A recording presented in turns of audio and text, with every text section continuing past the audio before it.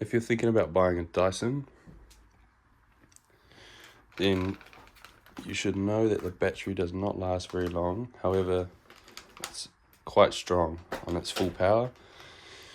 But how long does the battery life last? So let's find out.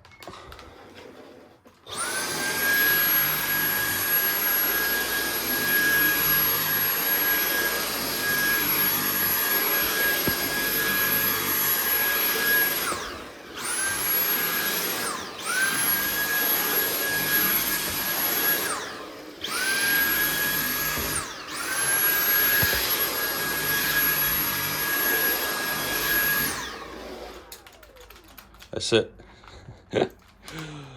That is it. That's all it lasts, so just keep that in mind when you're going to buy a Dyson vacuum. It doesn't last very long.